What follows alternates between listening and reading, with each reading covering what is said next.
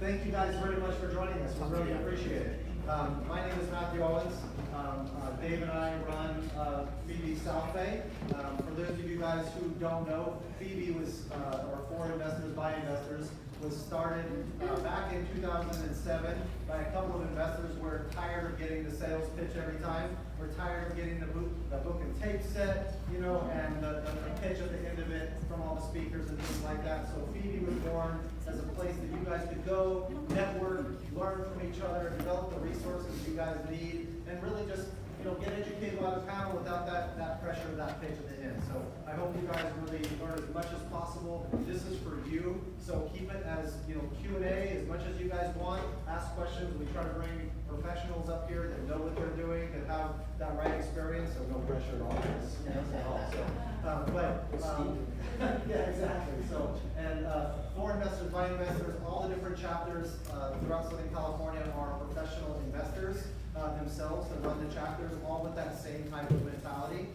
We have, I run the Long Beach Cerritos chapter, and actually after this I'm going to be doing a follow-up on the 30th on analysis of multifamily and getting into the nitty-gritty of the analysis piece of this and how to break down the math and the numbers.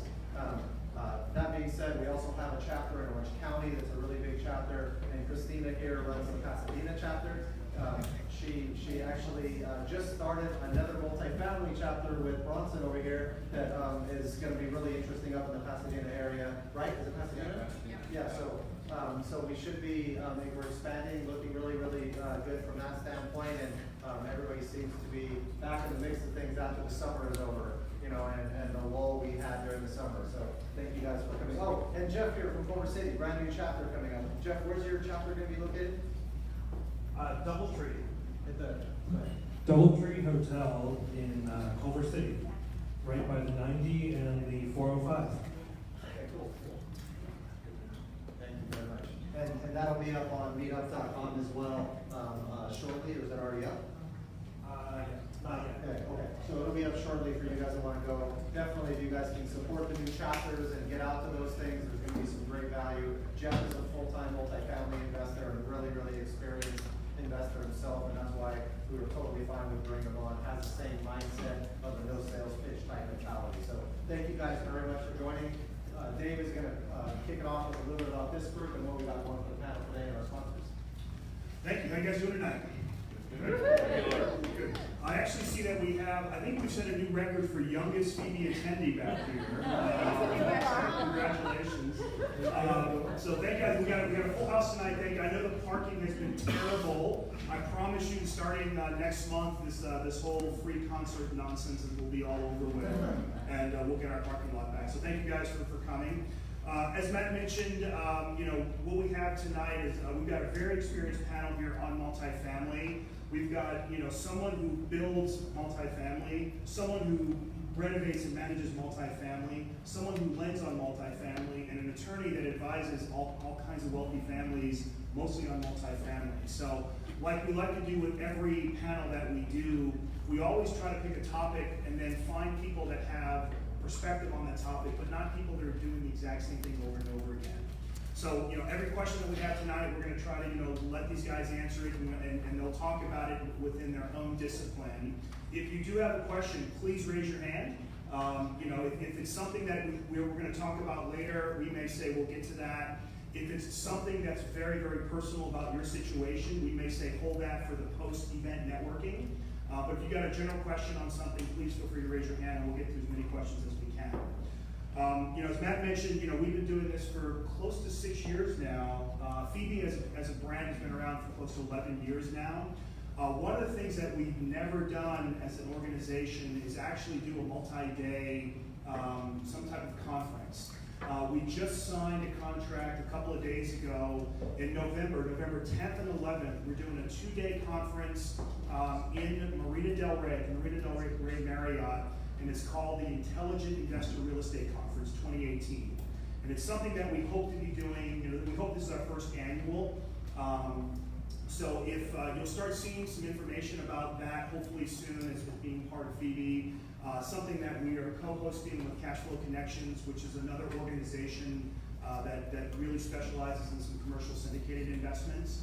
We're a little too early to start announcing who some of the speakers are, but we are tapping not just our FIBI group, but all of the FIBI groups and the different people that we've been dealing with for all the years. We have, on paper, a very impressive group of speakers. So mark your calendars November 10th, November 11th here in Marina Del Rey for a 2-day FIBI conference. And then next month, we're doing a panel here. The title, and I'm going to give Matt credit for this, he wrote this. The title is Tenants Are Crazy, So Are You If Your Rentals Aren't Protected. So we're going to be, that might be your best work. Says that. It's a low bar, but I really like fixing and flipping without one other marriage. that was pretty good too. I'll give you that one. Actually, David and Carol are here speaking the same language. So, next month, September the 12th, it will be a panel here. We've got Stephen Spear, who is an attorney that is also a very sophisticated investor himself. We got Ed, who's Ed Backus, who is an insurance person, and then we've got Paula. Oh, what's her name? The property management company. Oh, you're talking about Robin Reed, excuse me. So Robin Reed, who also, they manage hundreds of doors. So it'll be, if you are a single family or a multifamily buy and hold investor, and you're looking for different strategies on how to protect your assets with your rentals, that's a lot we're gonna talk about next month. As Matt mentioned, obviously, FIBI, this is a, you paid what, $20, $25 to get in. We don't do this for the money. We do this for the networking and for the connection, all of us here. This isn't, people always ask me about FIBI and, how do you invest with FIBI? And I say, no, you got it all wrong. That's not what FIBI's about. We're not a bunch of people that are, joining money and making investments together. This is an environment where people can come and network, they can come and learn, and meet people to invest with. And while I've never made an investment in FIBI, I think every investment I've ever done, somehow, some way, FIBI's been connected. I've either met someone through the organization, I've met an investor, I've met a lender, I found a project. So that's really what FIBI's all about. So, clearly we've got some high quality education tonight on multifamily investing.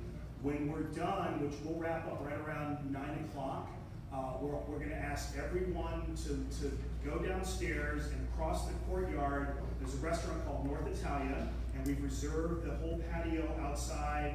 We've got food, it's a cash bar, and that's the magic of FIBI. So don't just come and hear what these guys have to say and then crawl in your car and drive away. You're missing on the real benefit of FIBI. As you're here, listen to what the questions people ask. As an example, who here has money and they're looking for a deal? Please raise your hands. Okay, who here has a deal and you're looking for money? Okay, so Dave, network with yourself. Dave.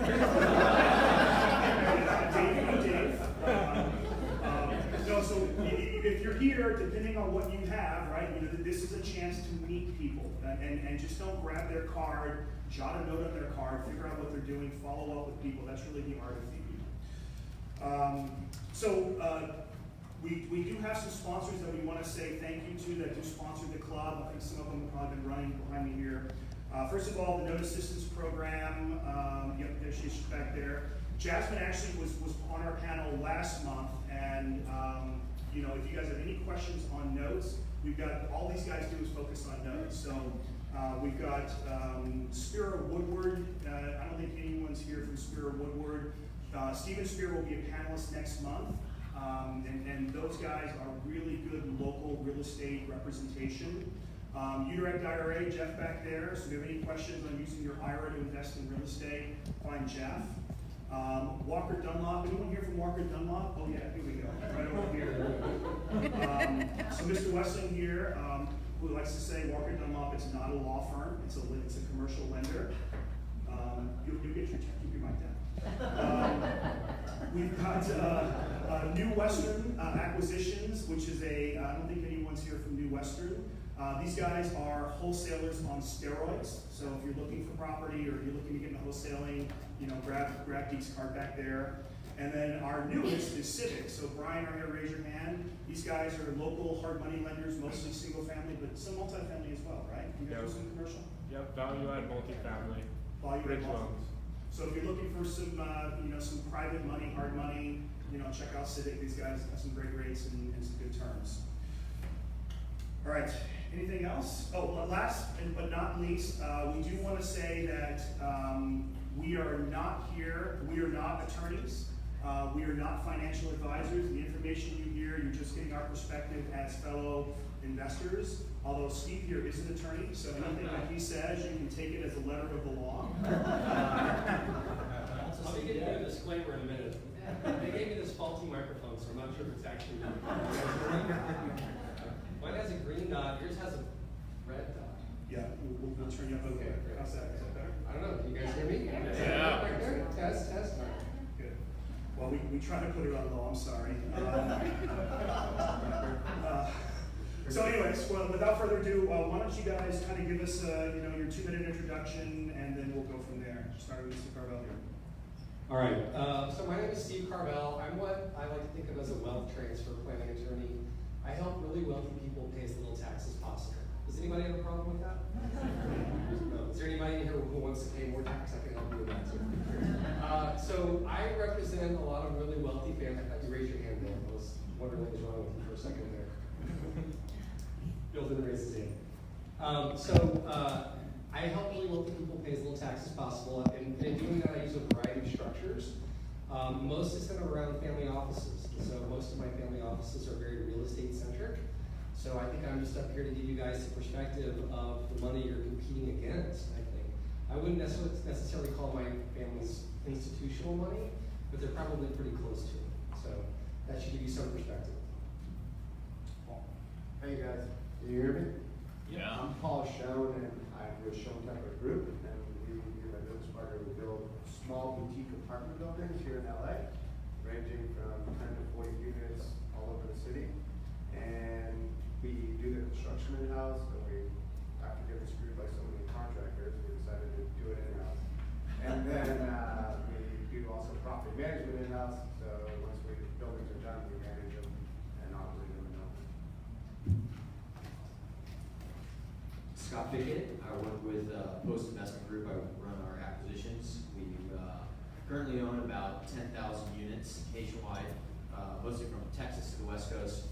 In about 10 years, we acquired over 25,000 units, sold about 15,000 of them since then, and mostly acquire existing cash flowing multifamily, but we've also done some ground up development as well. Who here was in the panel in January? We did the green opportunity with Jason Coase. Jason was one of the speakers that night. So Jason and Scott worked together. So thanks for coming, Andrew. Hey everyone, Andrew Weston with Walker & Dunlop. I know it sounds like it, but we're not a law firm. We do one thing and one thing only. We finance commercial real estate nationwide. We fuel the growth of those 25,000 units for Post Investment Group, and a lot of it, we are Fannie Mae's largest partner. Last year we did $20 billion in finance. 20 billion of that was with the agencies, Fannie, Freddie, and HUD, which means all multifamily. So about 75% of our business is multifamily finance. Actually about 85% if you count the rest of the capital markets. So I do all agency debt, but I also work with life companies, banks, private money lenders, acting as an intermediary, do a lot of ground up construction, a lot of renovation value add projects. Thank you guys very much. That was awesome. My name is Matthew Owens. I'm a California licensed CPA and a full-time investor. I flip about 5 to 10 houses a month. We've flipped over 700 of them now in the last 10 years. I wish I would have known in the beginning not to buy the hood, and they would have been profitable in the beginning. But you learn some fun lessons, right? So I also do a lot of value-add multifamilies. I raise capital for syndications. We lend capital out to different flippers all over the country, and then we have different turnkey operations in different markets around the country now, and then do a short-term rental business as well. So it's a lot of fun doing real estate, and I can't keep my hands off all the strategies. So it's too much fun compared to taxes and that boring stuff. So thank you, Steve. Appreciate all your help. This guy, you gotta give him credit because he deals with some crap that nobody wants to deal with. It's not easy. It's all smoke and mirrors. Yeah, there you go. So my name is David Coe. I'm a local real estate agent. Actually, this is my office here at Keller Williams. I've got a team. Actually, Evelyn back here. Raise your hand. She's one of our agents on our team. Our focus is distressed real estate here in the South Bay, we like properties that are distressed. We like people that are distressed. Usually, it's both. So if you have anyone looking or need some help with distressed real estate, please feel free to network with us. As an investor, I'm a partner in a development out in North Hollywood. We're building some single-family houses.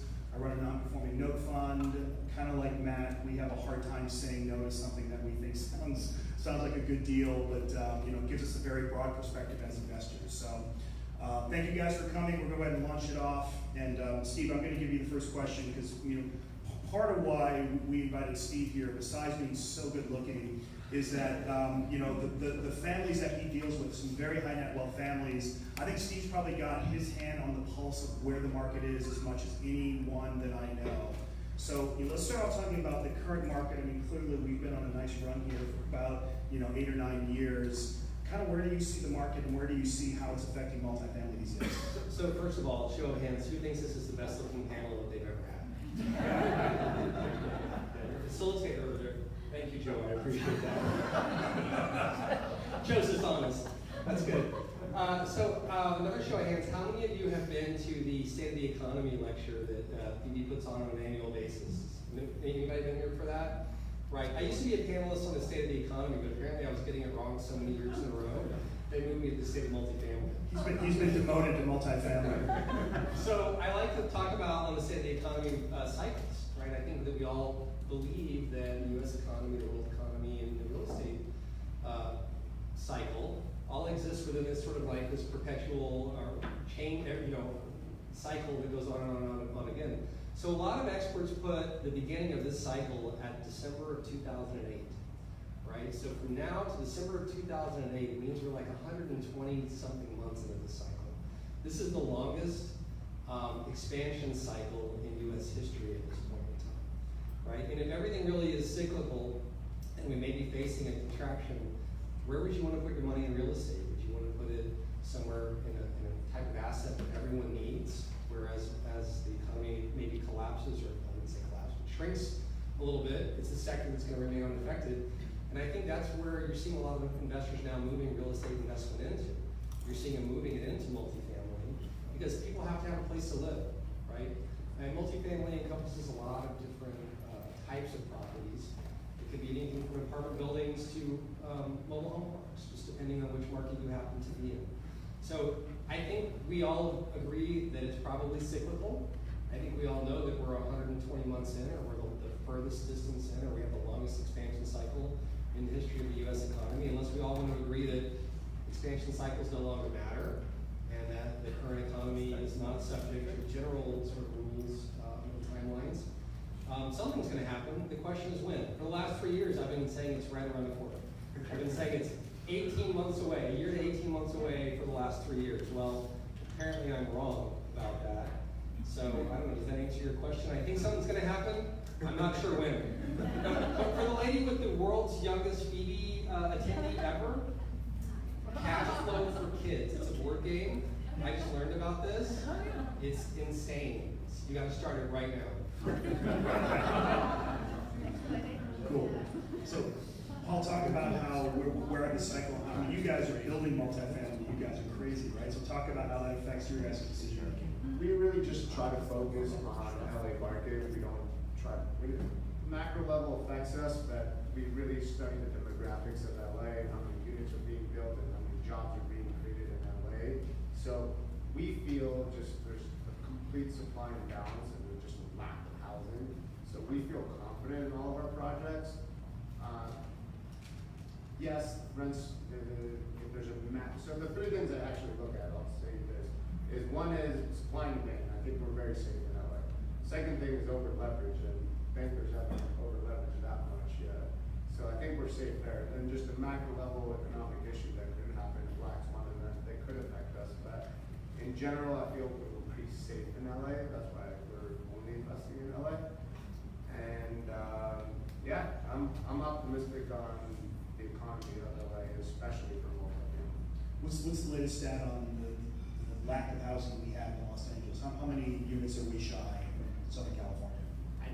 I always read it, it's always changing by a little, I don't know exactly, but, I know there's like 50,000 in the county, new jobs being created every year, and only 8 to 12,000 new units being built, and the rule of thumb is you wanna have, for every unit being, every 2 jobs, you want 1 unit being built, so we're completely, and for the last 10 years, caught up. Are you holding these or flipping them primarily, or? Our strategy is to hold. We want to build and hold as many as we can.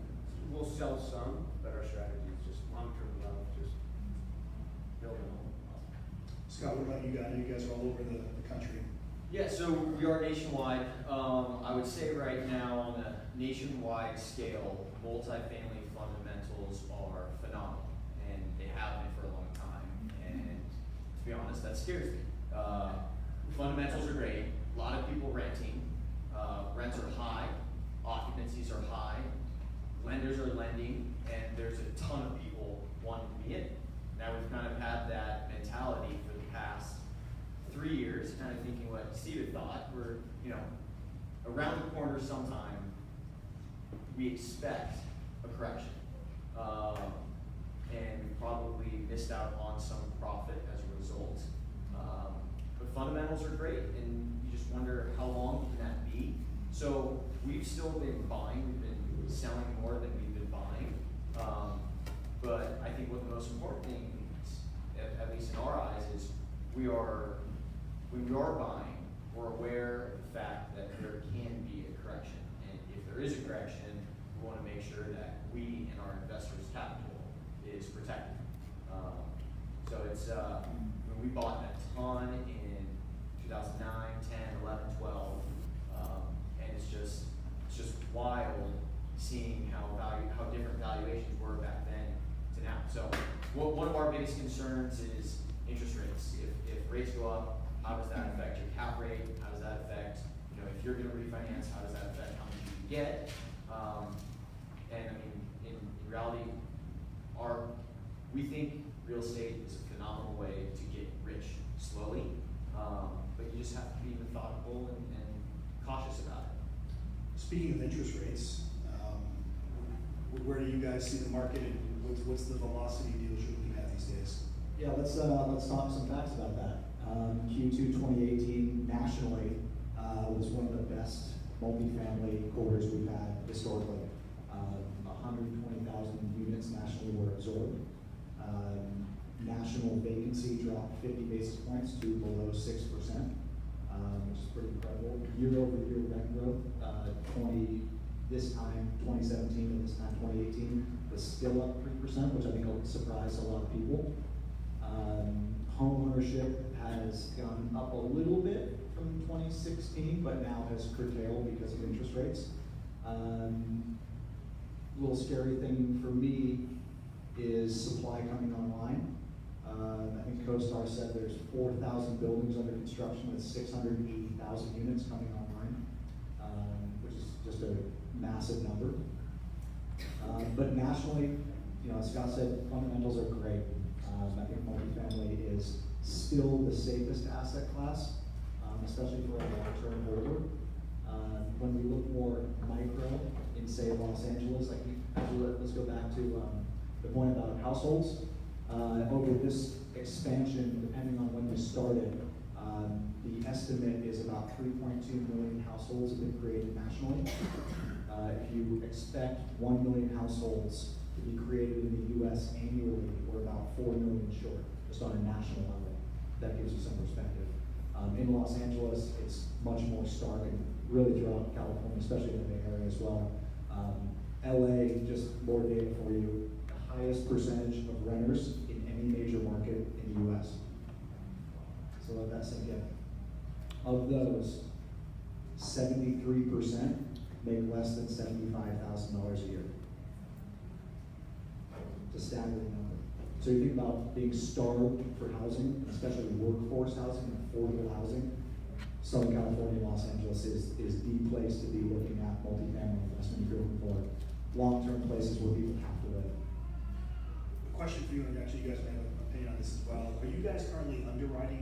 to some kind of correction? We never underwrite to a correction. What we underwrite is stable, right? So what we're looking at is we're stressing the interest rate and we're stressing the cap rate for the exit. Because we know at some point cap rates have to go up. And so your loan proceeds are going to be limited. In Southern California, for example, good luck getting 75% LTV.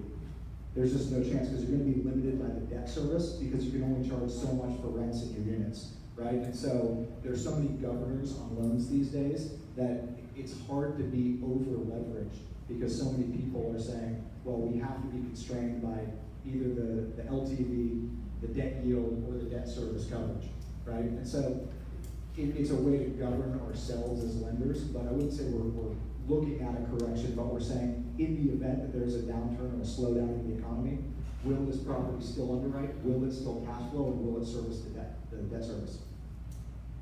Interesting. You know, you made a great point, you know, about California and the supply issues and things like that. And I'm assuming when you're building, you're not building the affordable housing. You're building high-end units that rent, that you're not gonna be subject to necessarily rent controls and those types of things. So I don't see what concerns me about California multifamily specifically is the fact that, like you said, it's 70% plus renters, and if nobody can afford anything, what are they gonna do politically, here in California to stop the landlords of multifamilies from jacking rents up and doing, basically creating, what are they gonna do to try to increase the supply, which is limiting landlords' rights and potentially reducing it via, rent controls or trying to put different controls in place and things like that and making it really draconian on trying to, the tenant landlord laws are already tough enough in California. This is why I invest in Tennessee on these multis, but I don't get the upside potential that you guys get when you're doing a flip on a multi or the increase in equity. But I think it's super important to go through and analyze these from the standpoint of a market correction every time. At this time in the cycle, I don't think it's gonna go past 2020. I don't think politically, they're not gonna let the market continue like this through 2020, at least from my standpoint on what they're gonna do with monetary policy. If they go through and jack rates up, it's gonna make some correction, and then they wanna, they were gonna use this for political purposes, in my opinion at least, from what may happen. So, we're on this euphoria right now. I don't think it's real either, but how are you guys going about, what strategies, what makes multifamily the asset you guys think to invest in to protect you guys from that downside? And what kind of margins are you trying to look for when you're investing in these things to protect you from that? Obviously, California, you want better margins than a Midwest market that, Post may be investing in and stuff like that, because the cash flow is higher right outside that downturn. What are you guys underwriting on the cash flow side, and what kind of, I guess, cost to value ratio are you guys trying to hit when you guys are analyzing these things to protect yourself from a potential downside risk? Objection compound.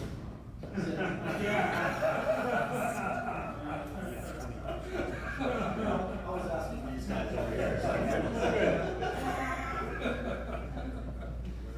Yeah, well, I'd say, once we're doing it, and it kind of keys off your question about are you underwriting to a correction? We don't necessarily underwrite to a correction, but I think one of the most important things is every deal you look at, it's very easy to look at a deal and like, listen, we're gonna make a ton of money on this deal. You're gonna get rent growth, cap rates are gonna go down, very easy to see the upside. I think the most important thing, or parallel is, what's the downside risk? And that you look at that. So from a multi-family standpoint, if occupancies go down, can I still service my debt? What if I don't get the 3% rent growth that I'm modeling every year? So stressing it down and looking at the downside, I think is crucial, a crucial component when you're buying multifamily. And your other question, what was your other question? Just adding on to that too, it's something that I see a lot from ground up development is everyone thinks they're gonna build this thing and they will come. And sometimes they don't come as quickly as you think they will. And so you, as part of that part of the stress testing that we do is we look at what happens if this thing isn't leased in 6 months like you said it was, and it takes you 18, or you have to give rent concessions to make sure that you fill it up. And then when those rent concessions burn off, you're only really getting 9 months of full month's rent, so how does that look to your bottom line, right? So these are the types of things that we go through on the lending side to make sure, especially ground up developments, is if you're building this thing, how are we protecting you from making a really bad investment potentially? Yeah, I think that downside risk piece, is key to have a lender that does that for you, really looks at it from that angle, because the development risk is gigantic as it is, let alone the market risk. And if you're actually looking at, my second part of the question was, you talked about I talked about the equity piece protection, but also the cash flow protection. Are you guys looking at it saying, hey, if we have a 10% or 15% reduction in rent values, am I still okay? And how are you guys underwriting that piece? So for all of our deals, we do a regression analysis, so we see how much rents have to go down before we lose money. So we're building a good amount of profit, so rents have to go down substantially. What we do, we actually look at what happened in 2008, and we see how much rents went down in LA, and then we model it and see how that does on our deals. And we feel very comfortable with our deals. Yeah, maybe if there's a downturn, we might not make any money, but as long as it's sweat equity against loss, as long as no real equity against loss, we're happy. So that's what we do. We also don't trend our rents, so we just assume the rents are going to stay flat. And how does the deal pencil right now? So I don't know if you guys are familiar with like cap rates here, but we try for LA, things are trading 4.5 caps. We try to build to a 6 yield on cost, and we have that good spread there on realistic assumptions. I think that's where people make most of the mistakes in real estate. So I think you guys can attest to this. It's not a bad deal, it's just bad assumptions. They just think that rents are much higher, or vacancy is much lower, or costs are much higher. That's where the mistakes happen. So that's what we do for our Because the numbers are everything. So Yeah. if you don't do that right, and it's so hard to comp rents and things like that in different areas, it's not, you don't know the area, or you really got to do an all-out analysis. Steve, when you're advising your clients on how to protect themselves from that downside risk, what are the different things, if you're analyzing a situation that you may recommend to try to reduce risk on, a large apartment owner or a large investor that's got a lot of capital, what are the strategies you're telling them to kind of work on? I know this is a tough question because everybody's different, but. It's a very tough question. Yeah, I know. So You can handle it, dude, don't worry. in some ways, I'm going to say asked and answered in terms of downward stress testing. If you want to know one of the key indicators that a lot of my clients are looking at right now, I'll answer a different question, which is sort of median household income and average household income and where they fall in rents. So when they're looking in these markets, they're looking at investing, that's one of the key indicators for them. So it's something that's sort of global in every market that you go into, whether it's the LA market or it's someone here was investing in Alabama, Huntsville, I think it was somewhere. So that's one of the things that we look at is we look at median household incomes and how far down might median household incomes fall and where are we going to be if that happens. So you can see what their affordability is and how. Exactly, the affordability index, exactly. Okay, cool. And so a lot of you guys, you guys invest in different markets and deal with different stuff here. Steve, when a lot of your clients hold a lot of stuff in California, or they hold it all over the world, or all over the. Almost everything that I deal with is in the Southern California market, Arizona, a little bit in Colorado, a little bit in Texas. And are they seeing any frothiness in the market currently, or things going on here? So I think that they anticipate that there are going to be things going on here, but I think again in the Southern California market, in multifamily, I guess you just have to break it down. Are we talking about Class A, Class B, or Class C? In the Class A market, no, I don't think we're seeing much in the way of price reductions. Class B, maybe B minus, the C plus range, we've seen maybe a drop 50 basis points, maybe in pricing. I'm not sure that answers your question. Yeah, it's just trying to get a general gauge of what's happening in the overall market and in these markets that you're seeing. So that's great information. Scott, you deal with a lot of out-of-state stuff as well, right? So what are you seeing in some of these different markets around the country for cash flow and stability and rental increases or decreases right now? Sure, yeah, so it's crazy hearing that you're trying to sell deals at 4.5 cap. You because I've been looking at, 5-6 years ago, when we were buying a ton of deals in Dallas, we were buying Class B product for 7 caps. Now, those cap rates, there are many instances when I talk to the broker and they're saying sub 5. So you're talking about an older, ugly deal in Dallas compared to a brand new deal in LA in comparable cap rates, and that blows my mind. So that's why, real estate is deal specific, market specific. We look at demographics, job growth, population growth, and what's the supply of new construction coming on. That's how we look at a market. And that's, that's how we look at the different markets outside of California. We love affordable housing, like blue collar, affordable housing, housing with rent restrictions. If there's a downturn, those will still stay full, so that we love that. But there's a lot of, because multifamily has become so popular, a lot of those secondary markets, you're seeing the same pricing or similar returns that you would expect in California, and usually the risk doesn't warrant that for those markets. I'm still selling 7 caps in Tennessee for full rehab. Market previously was 9, Yeah. And so it's just everything's getting squeezed. But, Andrew, on the lending piece, what are you seeing right now with regard to, rates, the types of financing that's available with regard to the terms that are out there? And obviously this is different for $1 million properties versus $20 million properties. And what are you seeing the differences? Because we had these kind of conversations about these types of asset classes and main differences between the huge lenders and the little ones. And what are you seeing as far as rates, terms, and that kind of stuff? Assuming DTI works, debt to income works, and that kind of thing. So if you guys don't know me, I'm a data guy, so let's talk more data. Capital markets year over year for first half 2018 was actually stronger than 2017 in multifamily, which is interesting because 2017 was the largest year in capital markets ever in the history of the US. That was really fueled by a really strong second half last year, so it'll be interesting to see how this plays out.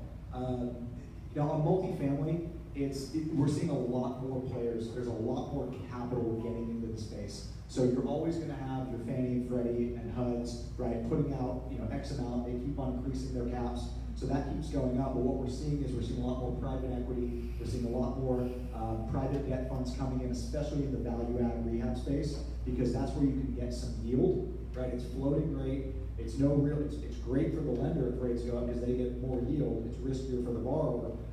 But they're getting in there, they know it's a short-term deal, so they'll get paid off, and then they can re-put that money back out at a higher rate later. And so it's getting really, really competitive in that space. So we're talking, LIBOR in the 200 spreads, right? So LIBOR plus 250 at the very top end. Which rates where? Where does that? 1 month LIBOR is a tick over 2 today, so call it, 450 all in, and that's going 80% of cost and funding your entire renovation on a multifamily. Wow, that's awesome. What kind of size loan is that? You see debt funds, they'll say 10 million up on the debt piece itself, but they'll go to 7.5, 5 in some cases. But there are players that play in the smaller ones, but it usually comes at a premium, right? So instead of seeing LIBOR 250 or LIBOR 325, which is just super tight pricing, you might see LIBOR 395, LIBOR 450, right? So you'll pay a premium to do it, but there's folks out there doing it on the smaller one, yeah. I mean, on the perm debt stuff, right? So if you're looking for 10-year fixed rate, if it's, so Fannie and Freddie price based on debt service coverage, right? So if you're at a 125 coverage, which is the lowest they'll let you be, so it's the most aggressive loan you can get through Fannie or Freddie. I'm going to guess, ballpark today on a 30-year end, you're at 460 to 490, something like that. And if you scale it down, you ratchet the leverage down, and you're at maybe a 155 debt service cover, you're probably 40 bips inside of that. So that's, 420 to 450, something like that. Does everybody know what debt service I coverage was is? going to say, why don't you talk about debt Sure, service coverage, yeah. but use English words. Sure, okay. Really easy. Yeah. Yeah, okay. All right, very, very, okay. I'll try to be as. Whiteboard. Yeah, exactly, it's easier that way. Whiteboard crayon language. All right, let's break it down with a quick example. If you buy a 5-unit apartment building that pays $100,000 in total gross rents, you then pay the expenses, let's call it 40 grand a year. You're left with 60,000 in net operating income. That's your income before you pay your debt service on your loan. Okay? What a lender will do is they'll cap you. So they'll take a cap rate, which is just an arbitrary percentage rate, and let's call it 4.5 in LA. Call it 5 because I might be able to do that in my head. So 5% on what, 60,000? We'll just assume it's So that's a like $3 million property, right? So everyone's going, okay, great, I can borrow 75% of that $3 million, right? Wrong. What the lender's going to do is they're actually going to stress it to $1.25 for every dollar of NOI that you have. So if you guys have basically $1 million in debt, of debt payments on an annual basis, and have, or if you have $100,000 of debt payments on an annual basis and $150,000 of revenue, you have 150% debt service coverage ratio. Does that make sense? Okay. Cool. Awesome.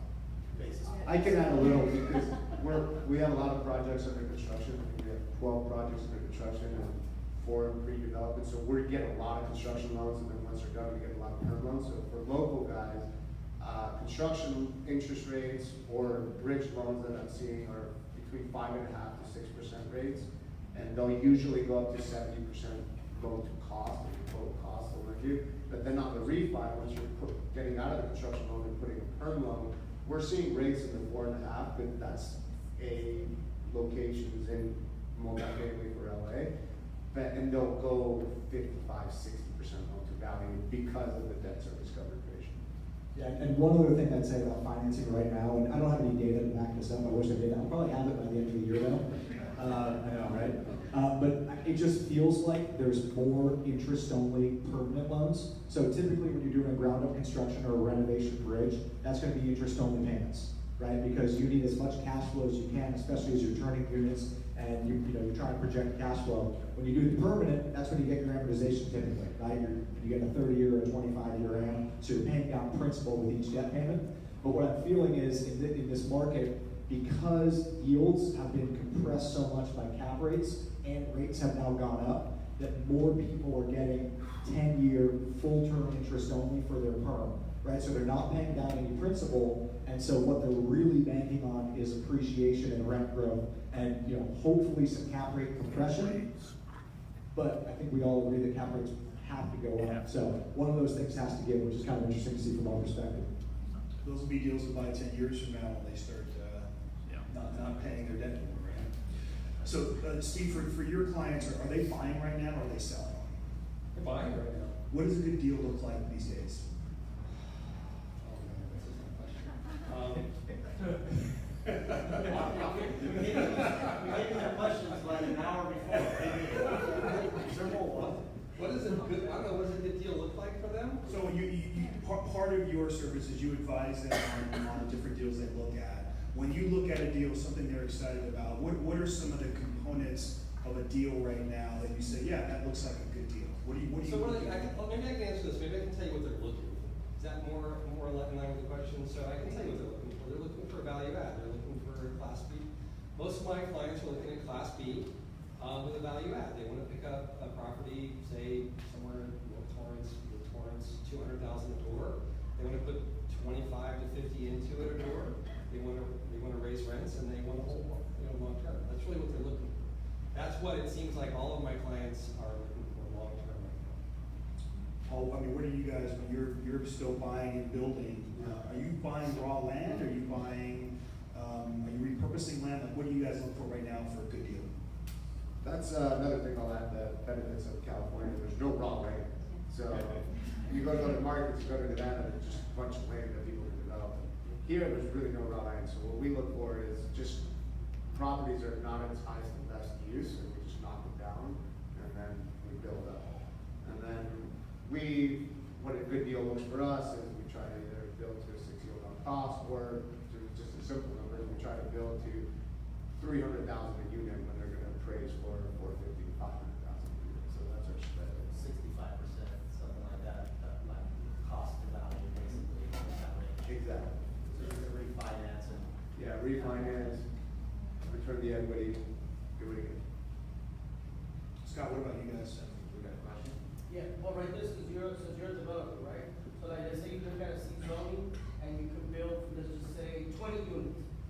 How much are you gonna pay per door before developing that? Can you repeat that question? Yeah, so the question is, if I buy a commercial site in LA, we can build multifamily on a commercial site, 20 units, how much per door, per buildable door do I wanna buy the land for? So that answer, there's a lot of answers to that question, because it depends on if we go in subterranean, which increases the cost a lot, or what size are the units. So sometimes we're building micro units, sometimes we're building larger 2-bedroom units. So, and that depends what rents we're gonna get. So obviously, to answer your question, from 50,000 to 100,000 is what we're going for, when we buy land. It just depends on the size of the units and the cost of the construction. Paul, can I add to that? Real quick, what's the average size of your deals? How many units are you building on average? Average 20, so 20 units. Just added that question though, so when we look at it, we're backing into that number, right? Because what it comes down to is what's my cost to build? Because land plus cost to build, then I know, and plus the rents that I'm gonna get, now I know what my return is, right? So I can back into that number by saying, I can build for $400 a foot, and if I know I'm building 20 units at 1,000 square feet per unit, right now I know exactly how much it's gonna cost me hard costs, and I can say, I can afford to pay $60,000 a door, but I can't pay any more than that, or else it just doesn't work based on my deal on the back end. Does that make sense? Why 20 units? I feel that the bigger deals just don't make sense. I think these developers are just doing it for fees, basically for fee developers, and I think these smaller deals are competing with mom and pop developers, and there's not that much capital. Like a lot of capital guys, they want to put $5-10 million checks out of these. So dealing with these smaller deals, I think our margins are better because there's just less competition. But by doing 20 units, you're requiring a full-time on-site property manager. If you did 15, make bigger units, might get more rent, your expenses are gonna be lower. True, on the property management side, but that's such a small piece of the value we create. We create the value in the development. So each deal makes us a good amount of money. We save a little bit on the on-site property manager guy. It justifies it. Scott, what about you guys? I mean, what you're looking at right now, what's a good deal look like in your world? Yeah, so we're trying to get returns. Like the biggest metric we use today is what's the cash on cash we're going to get today. You can put all your projections, try and figure out what the future's going to be. Only Steve knows that. So we're looking to get an 8%. I'm gonna be right one of these days. I keep saying the same thing eventually.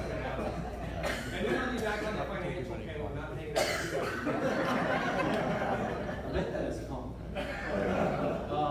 We try to get an 8% return on if you're investing $100. Cash on cash or? Cash on cash, yeah. So if you're investing $100, you're getting an 8% or an $8 dividend distribution each year. So that's after it's getting leveraged up with a loan.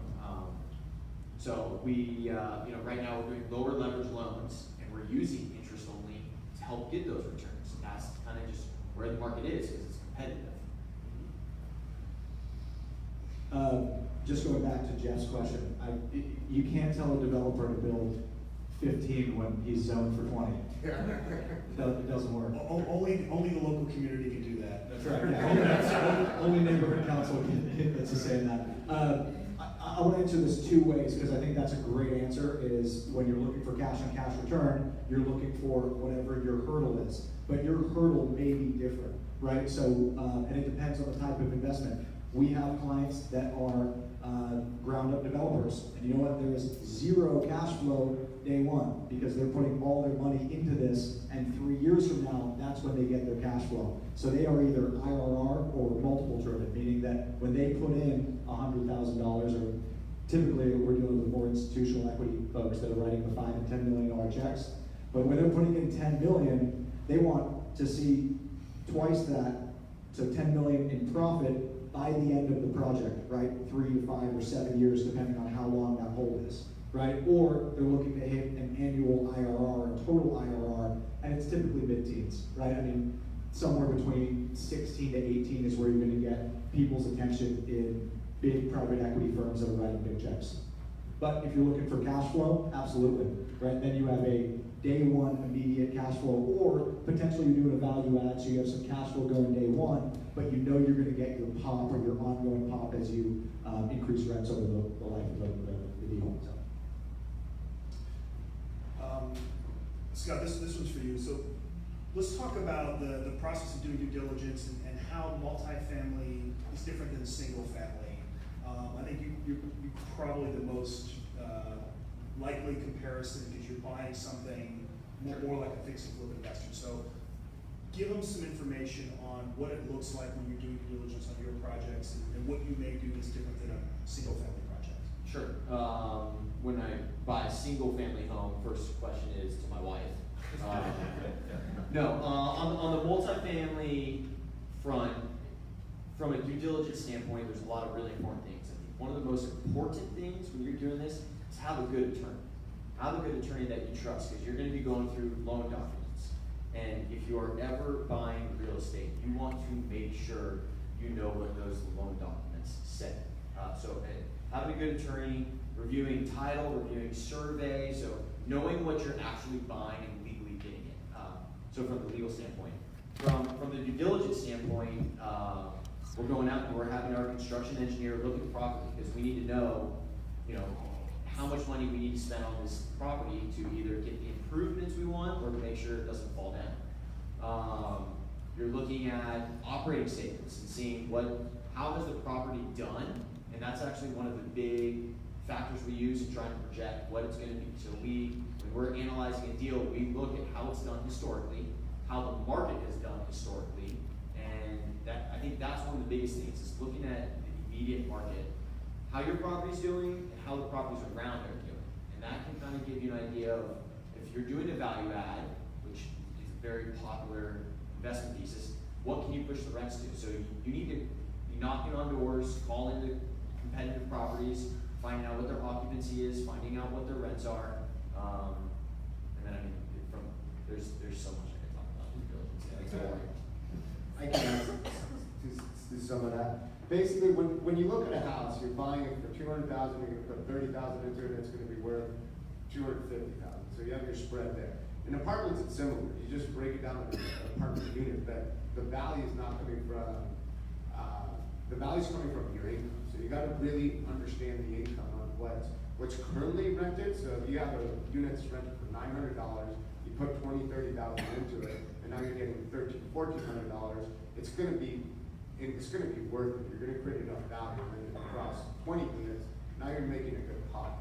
So like the 80-20 rule is really understand the rents and the cap rates in that market, in that specific market, and then you can do great, and then understand the rent control laws too as well.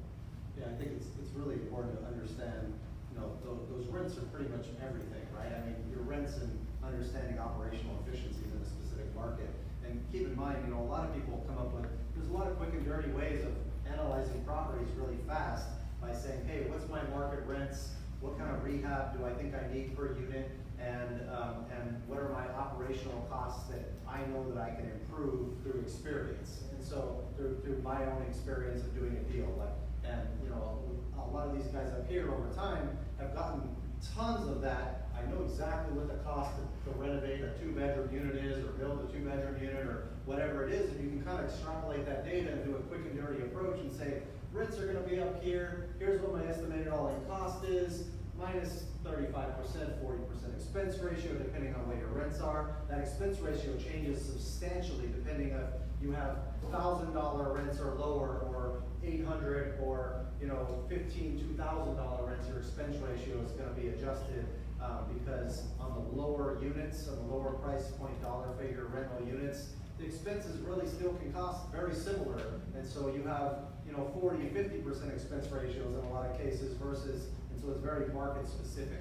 I think it's important to understand that aspect of the due diligence piece. when you guys, Steve, I'll ask you this from when you're looking at some of these multifamilies, what are some of the things you see to try to help clients like cut expenses and look at ways to improve the cash flow? Because a lot of mom and pop operators, they're just great. I got my cash flow, I'm not really focused. They think they have a good manager and they don't, or and they don't necessarily fully understand how to operate this efficiently. How do you help them with some of those aspects and showing them where they're losing money? Well, I think one of the most important things you hit on is you have to understand the expenses. And when you go in to buy a property, you need to really look very closely at the expenses, because I'll tell you one thing, every expense report I've ever seen from a broker is not correct. Right? No. Present company accepted. Of course. Of course. So I think that's one of the first places that you can go wrong, is not fully understanding the expenses that are associated with this property. In terms of managing the expenses, what I typically will advise them is utilizing professional property managers. That's one of the things that we always do. But then managing the managers, that's very important, because no one's going to watch the property like you're going to watch the property. No one is invested in the property like you are. So it's very important that you walk the property on a regular basis. And so one of the things that we do building family offices, we encourage the senior generation to take the younger generation to walk the property, inspect the property, understand what's going on. Look for those places where they can maybe save a little money and make sure that things are getting taken care of. What I'm really focused on in my practice is building the desire to continue or perpetuate the wealth. And so one of those things is getting the kids involved. The younger you get them involved, the better off that they are. And walking the property is one of the biggest ones. And it's the only way you're really going to understand what the expenses are associated with this property. That's great information. I think, you're right on the money with all of that stuff. So it's really key understanding those expenses and understanding, and having that oversight of the property management. Like literally you're gonna be 10 times more efficient just having one person, designated to manage the managers for you and paying them a small fee. I was horrible at it in the beginning when just learning and going, I'm flipping houses, I don't have time to look at these statements every single month and find every efficiency, but it's extremely important to do that. So, Andrew, when you're looking at these expenses from a lender's standpoint, what do you think is normal? Like, how do you gauge that normalcy? Because, you get the broker statements like he's saying, you're like, that's wrong, that's not real. They try to put in all these fake numbers, and then you're trying to underwrite it based on the last 12 months and everything's different. Like, how do you go through that underwriting on the expense side and find out what's real? Yeah, a couple different points I think I should hit on quickly. So multifamily diligence, probably 5 main items that you're going to A, be required to do, and B, you're going to want to have when you're buying a multifamily property. Unless you're going hard money, then they probably won't require it. The appraisal, your phase 1 environmental, your property condition report, your engineering report, your survey or your zoning letter to make sure what's there can be built there. And then California, most likely, PML, which is your probable maximum loss, which says, what is the probability this building's falling down when we have our next earthquake? Those items sometimes will dictate your financing. Like in the case of the appraisal, both on a single family or a multifamily, if your value comes in low, your lender's not going to say it's still worth what you thought it was worth or what your purchase price is. They're going to go off what the appraisal says. If the environmental comes in with remediation that's required because there was a spill there, you're going to have to pony up the dough to fix that and to clean it up. If your engineer comes in and says you need a new roof, guess what? We'll fund the loan, but you're paying for a new roof day one with some of those loan proceeds. Because those are just items that will be dictated. From an ongoing expense piece, so we're in a pretty unique position as a lender. We service all of our multifamily loans. So we have a $75 billion portfolio of existing loans on our books. And so we mine that data, hence why I have so much information at my fingertips. But we can go through, and if you're buying a place in Indianapolis, we can tell you that we have 12 other assets there, and that typically their payroll and their management are paying X. And their utilities, they're paying Y. And this one, for some reason, they're getting ripped off or they're way under market and they're going to be corrected.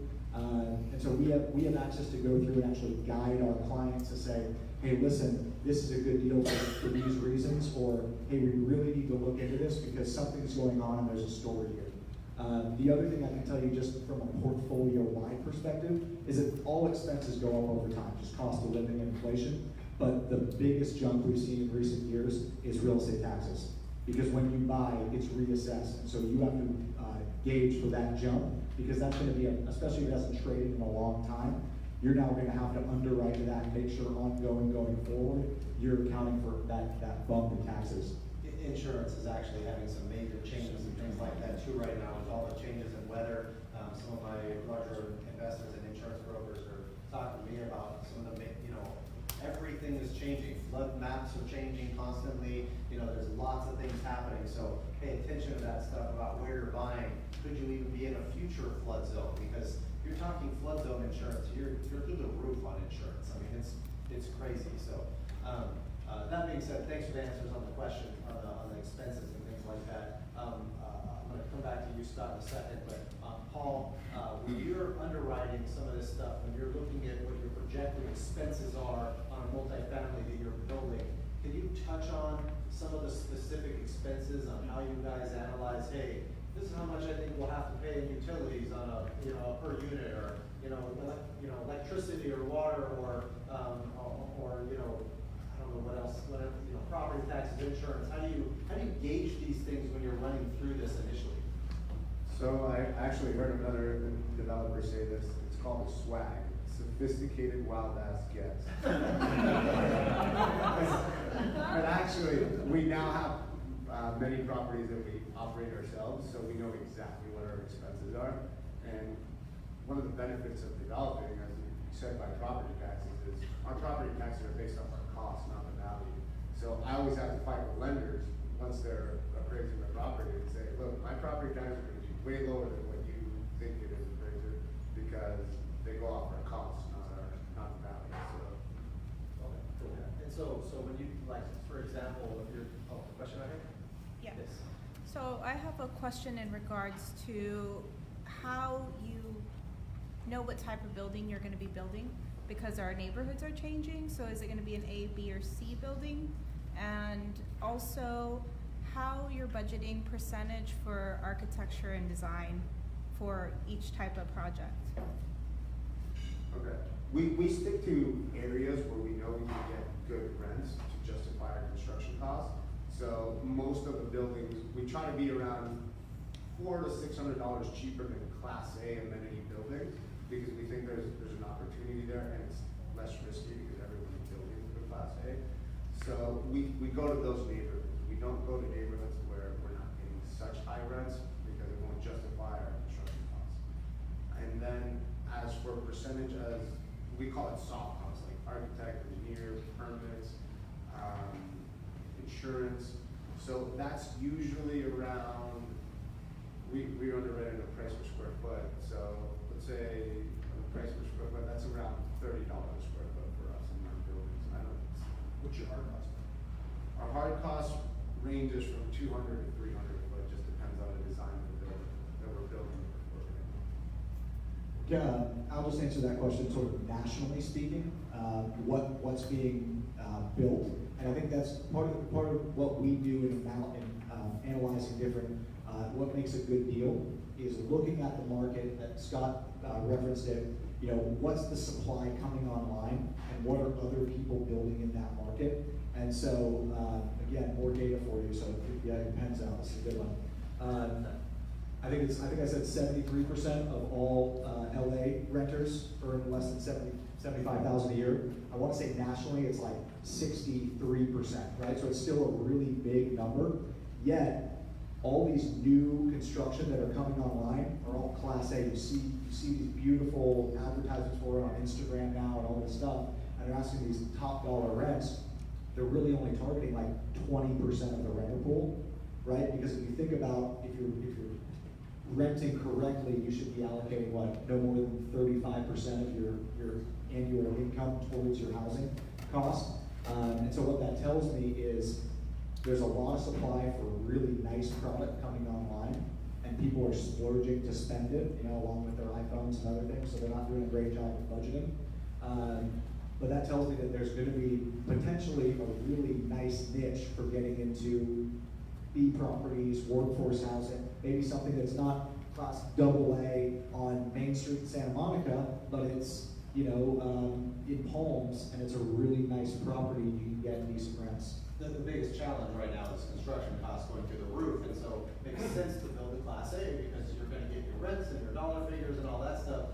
Until 3D printing comes in line and we can build 800 square foot units for $4,000, you know, consistently, which I really think is probably gonna be on the horizon very quickly here. There's a company in Texas that's actually doing it for $4,000 with the roof and everything inside. It's $10,000 for an 800 square foot house. So things are gonna change very quickly. It's really interesting what's happening right now. So as tech changes, it's gonna be madness. One thing that we always say, listen, there's an affordable housing crisis specifically in California. I think we all know it. But we're all capitalists too, right? I consider myself a compassionate person. But, you know, I'll ask Paul, what does it cost for you to build a Class A unbelievable place, and what does it cost for you to build an affordable place? Almost the same. So basically, it's all commodities, right? Wood's a commodity, concrete's a commodity, labor's a commodity, and the 80% of your cost are those, and then the 20% are the finishes at the end. So if you can put a little nice finisher, you get a way higher rent. That's why everyone's building Class A. So, I mean, listen, if I'm a developer, I'm building Class A stuff because, yeah, I realize that people need places to live, but I'd rather get the people and build a nicer place than the place across the street, because I'm gonna get those people paying top dollar rents. It's gonna cost me the same thing. And you're damn right, I'm building 20 units, not 15. And on top of that, you also have issues, you know, you have rent control issues that you're avoiding by going to higher rents. And this is the problem with rent control, is that the true economic impact is that actually people stop investing in those types of things, and it creates opportunity where the slumlords are like, why am I gonna fix it? I can't raise rents. So then the newer guys come in, buy the whole building, you know, demolish it or rehab it like crazy and go high end, and you have no more lower end units. And so this is a big challenge in a lot of cities in different ways with rent control, and they're not understanding the economics of it as well. So we had some questions, where we at, right here, and we'll come back here. It's a question for all of you, is about the container apartments, container ships that they convert. Have you come across it? Maybe Have you done container construction or investments yet? I have a client in Park City, Utah that's building them, and they're doing it for workforce housing because it's seasonal, right? So folks can come in, they can use it, they rent it, and then they go, and it doesn't really matter because it doesn't, unless you're using it, it doesn't really put off an environmental footprint. The difficult part is financing at this point. Fannie and Freddie do not recognize them as units yet. And so until that happens, I don't think you'll see it on a mass scale, because you have to self-fund or maybe find private money and pay that. And I don't think everyone's going to do that because you're not going to get the yield and the rents on the back end. So I think until Fannie and Freddie recognize it as this is a dwelling unit with its own individual bathroom and either kitchen for it or shared kitchen, then it's not going to get mass produced. If you're saying, I get the economics behind why it makes more sense to build Class A property. However, I mean, a lot of economics, you build too much Class A, the rents are gonna have to come down, you have too much supply and not enough demand. And so do those Class A units that you've built become Class B because it's a lower rent, or eventually do you just say, it just starts to make more financial sense to build those Class B to begin with because that's where the market is and because there's too much supply of Class A? We don't see it that way. We just see it as, let's just try to get the top dollar rent. Sure. Because the cost is almost going to be the same. I don't have much to worry about. What about you guys? You guys is most of your stuff Class B? Most of our stuff is Class B affordable. To answer your question in terms of would you build a Class A or Class B, if you're in a fortunate enough position where you can build a Class A and don't have too much leverage, okay? So where you're not forced to hit a certain rent to make the rent payment, let's say the market turns, you can reduce your rent, people are still going to want to rent in your building as opposed to Class B. But yeah, we buy mostly Class B stuff, affordable, ton of demand for that. We're not building it, so we're not paying the cost and getting a loan where we have to hit specifically high rents. We have to hit lower rents to cover our debt service and get our yield. So we love affordable housing Class B workforce housing. Question over here. Are you guys using accelerated depreciation at all possible? I mean, obviously, developer, I'm assuming you are. Yes, yes, yes. Yes. Especially now with the new tax plans and things like that, right, Steve, you can, can you explain the new rules with regard to the 5-year and 15-year property? No. No. Good answer. No, I can't. General overview, hopefully that's right, or, I mean, I can, but like. Why don't you go for that one? I'm gonna punt on that one. He's gonna tell me I'm wrong in like 15 ways right now, watch. So, basically, you can go through and now start to, you know, a 5-year and 15-year property, you can start to write off in the year of service, in a lot of cases with accelerated depreciation. I'm actually planning on doing that with a bunch of properties near year end or, you know, in the next quarter, to help counterbalance income issues and things like that. You know, plus you get the 20% flow through, deduction now as well in a lot of cases. So, I think there's some strategies you should be talking to Steve about that doesn't want to talk about right now. And so. I'll just be honest, like, I think a lot of people don't fully understand them at this point in time. They Right, came out that's in true. January 2018, we haven't actually prepared any returns based on them. So until we flush them through returns, I think it's a little hard to sort of predict how they're all gonna work. So get away with everything you can right now. And I will not do your taxes since we're online right now. So. Can I just touch on, going back to the Class A, Class B, and all that? I mean, this is my favorite answer because it applies to everything, but it really depends. And in my opinion, I think supply in certain markets is definitely gonna be an issue, right? You have markets like Nashville that has 10% of all supply in the city, in the metro, under construction right now, and another 20% of that was delivered in 2015. Now it's absorbed that first 20% pretty well. We have another glut of supply coming online. I think you're gonna see rents level off and maybe even potentially see, you know, rents, because of concessions, actually go down year over year for the first time in almost 10 years, right? But in LA, right, it totally depends. You look at downtown LA, there is more construction in LA than there has been in the last century, period, for multifamily. And yet, they're even absorbing these super high-end, modern high-rises in downtown LA much quicker than the national average typically does on Class A, right? So we're so starved for housing that people are willing to even pay extra and top dollar to do it. Now, do I think that's gonna continue? No. I think there's gonna be supply issues. So I think in really good times, in this expansion, we see Class A explode. We did not have this much. There's probably enough Class A to last us for the next 40 years being built right now. But I think from my perspective, the reason the attractive C-, B- properties, workforce housing, are so good is because when a market does turn and there's a recession, and you can get a place that's $800, $1,000 less in rent, and still a roof over your head, and still pretty nice, you know, it's not a tin can in Yakima. It's a good place and it holds its value and you can rent it, you know, good times and bad times. Fred, you have a follow-up? Not a follow-up, I've been waiting for it to come up, and I'm just gonna bring it up, and that's Costa-Hawkins. Yeah. Especially the developer here. Are you guys, you already said that you don't do forecasted projections, you're just leveling off. So as far as you're concerned, and your numbers are fine, I'm sure you're hoping that the rent control doesn't come into play on your newer development. So just as an explanation, there's a potential, actually the bill's gonna be on the ballot in November to eliminate something called Costa-Hawkins, which basically it won't create rent control in California, but it opens the door for every community in California to implement more stringent rent control. I'm guessing this affects a lot of your clients quite a bit. The units they have are probably very much subject to potential rent control, right? So it's something we're watching, it's something we're concerned about. It's not necessarily stopping them from investing in the California markets at this point in time. Right, so just so everybody knows, properties 1978 and older can be subject to rent control. After 1978, not subject to rent control. This might change that. I was actually having a conversation with my brother about that today. He does a ton of value add. And I just told him, like, I would hold right now just to see what happens on future investments. I'd be concerned about the value add guy. For us, I was telling him, I really don't care because actually it this does pass and everything gets rent controlled, then the higher end, the new construction, I think is only gonna go up higher in price.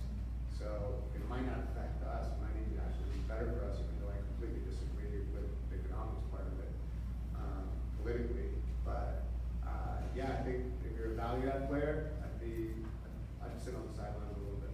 I also heard an interesting point of view on the rent control piece, where if it gets enacted at the top of the market, which is typically when they want to try to enact it because the rents are going crazy, then it may not affect you very much, because they usually put a percentage increase in there. If it's like, I don't know if it'll be 4 or what it'll be, but it may not keep up with inflation if we're at the top and then have a correction and things like that. It'll be a while before that actually starts to take effect. It was just an interesting point on rent control, where it may not be as dangerous as you may think with certain asset classes. For now. For now. Yes. Yeah, right on the same thing, yes, if you are already collecting the market rent, 3 or 4%, you're okay. But is the vacancy decontrolled? Correct. Where if the tenants move out, you cannot charge the market rent. So whatever, the tenant is paying 800, the market rent is 2,400, so you can only charge 800, which is ridiculous. Which I think, to Steve's point, just because if it does pass, you don't know what local communities are gonna do. I think everyone's just kind of wait and hold. And I know I have some clients that have actually stopped acquiring because they just wanna know what's gonna happen. They may be willing to come back in, but waiting at this point another 3 months doesn't, it just makes no prudent sense. Scott, is that rent control? Is that something that you guys deal with in some of your markets at all, or? Yeah, so actually, a large percentage of our properties that we buy are all rent controlled, because we buy a lot of affordable housing, so they have rent restrictions in place, and each year, they're allowed to go up by how much the area median income has gone up. So for us, it's nothing new on those properties, and you just have to be really conservative in what you think those rent increases will be. Now, on the flip side, when we see a property that's rent controlled, so they don't rent control every unit differently, they rent control every single unit in the building at one rent. So let's say it's all 1 bedrooms and they're all rent controlled at $800. We love finding one of those property where the rent's there, people are paying $600. We're going, this is a affordable property. The market rent is $1,000. The maximum rent you can charge is $800. They should be getting $800 on every deal. So it's very different from what's here in California, but just you have to be a little conservative in your assumptions. We mentioned before about managing your property managers. How do you guys do that? Because everything you do is out of state. How do you manage your managers for your units? So how many units are you guys managing right now? Over 10,000. Over 10,000. So the asset management is crucial. You have your property management team and the property manager.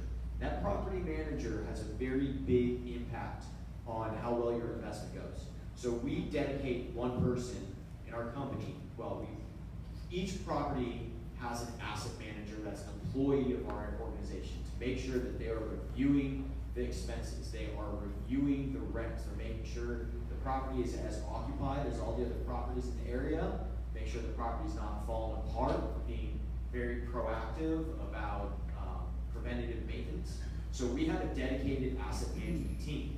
Now, if you're smaller, you still want to make sure that you are overlooking your property. And when you're a smaller company growing, that's one of the most important things is you're putting in your sweat equity to make sure that those property managers are doing right and you're maximizing your investment. But having a dedicated asset management team focusing on that, that's how we do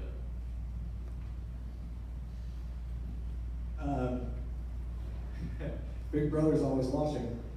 We have asset managers as well. So everything that we service, we go out and we visit almost annually.